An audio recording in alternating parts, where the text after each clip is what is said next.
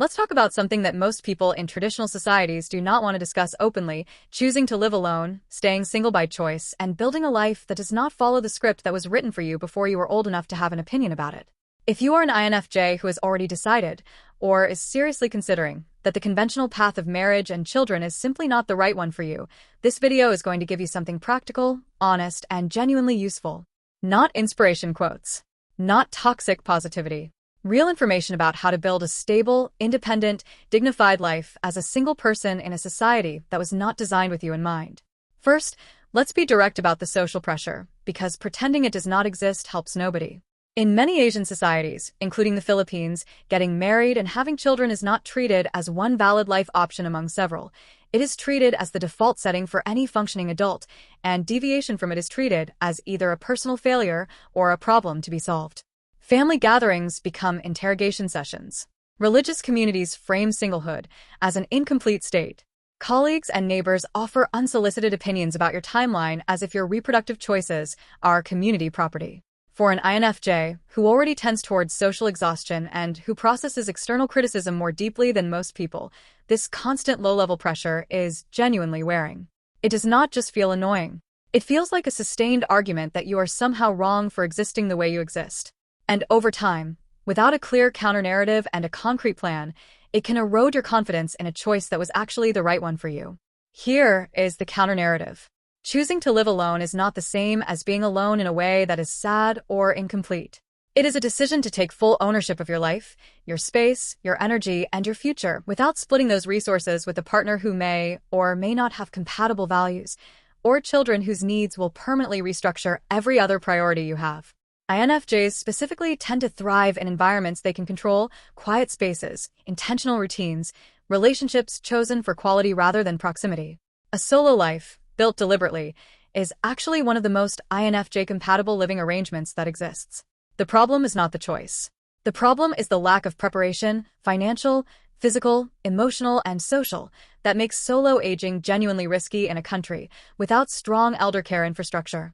So, let's talk preparation, because this is where most discussions of solo living stop being useful. The single most important thing any person living alone needs to build is financial independence that does not depend on a partner's income or children's future support. In practical terms, for someone in an online service profession, this means several things happening simultaneously. It means paying off existing debt as aggressively as possible, because debt with high interest in your 30s becomes a compounding problem in your 40s and 50s when your physical energy for high-volume work starts to decline. It means building an emergency fund, a real one, not a theoretical one, that covers at minimum 3 to 6 months of all essential expenses, including internet, food, medicine, and utilities. For someone managing existing health conditions like diabetes or hypertension, this fund needs to account for medical costs that will realistically increase with age. These are not optional preparations. They are the foundation that everything else sits on. Passive income is the next layer, and it is one that INFJs are actually well positioned to build, even from limited starting resources. Content creation, YouTube channels, Facebook pages, written content, educational materials, represents a form of income that does not require physical presence, does not depend on a specific geographic location, and compounds over time as an archive of searchable content grows. A channel with 200 videos is more valuable than a channel with 20, not because any individual video is dramatically better, but because the volume creates more entry points for new viewers to find you. The skills involved in building this kind of platform, video production, AI tool use, scripting, audience understanding, multilingual content, are also transferable to freelance work, content consulting, and curriculum development that pays significantly more per hour than entry-level online tutoring. Every piece of content you create right now is simultaneously practice, portfolio, and potential future income. None of that effort is wasted. Physical health preparation is the one that solo dwellers cannot afford to treat as optional, and most people delay until it becomes urgent. For an INFJ living alone with existing health conditions, the reality is stark but manageable if addressed consistently. Diabetes and hypertension are both conditions that respond significantly to diet and movement, not perfectly, not always completely, but enough that the choices made in your late 30s and early 40s have measurable impact on what your 60s and 70s look like. This is not about achieving a fitness ideal. It is about maintaining enough physical function to remain independent for as long as possible, because independence in old age is not guaranteed, and it is directly connected to the health decisions made decades earlier. Gardening, walking, basic movement during breaks between work sessions, these are not optional wellness additions for someone who lives alone. They are maintenance work on the only body you have that will be responsible for getting you through old age without a partner or children to pick up the slack.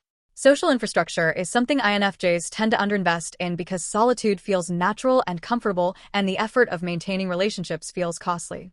But isolated aging is genuinely dangerous, not just emotionally, but physically. People with strong social connections live longer, recover from illness faster, and are significantly less likely to experience cognitive decline in old age than people who are socially isolated. For an INFJ, who finds most social interaction draining, the solution is not to force yourself into large social groups that feel wrong. It is to build a small number of genuine connections that require low maintenance but provide real support when needed. Online communities built around shared interests, language learning, content creation, specific fandoms, solo living advocacy, can provide this kind of connection without the physical and emotional overhead of traditional social networks. The key is consistency over intensity. Showing up regularly in spaces where you are known and valued, even digitally, builds the kind of social safety net that protects against the worst outcomes of aging alone. Legal and practical preparation is the last piece, and the one most people never think about until it is too late. Living alone means there is no default person to make decisions on your behalf if you become incapacitated. It means your assets go wherever the law directs them unless you have documented your own wishes. A basic will, a designated emergency contact with clear authority to act on your behalf in medical situations, and documented instructions for your pets in the event that you cannot care for them. These are not morbid preparations. They are responsible ones. They are the difference between a crisis being managed according to your own values and a crisis being managed by whoever happens to be available at the time.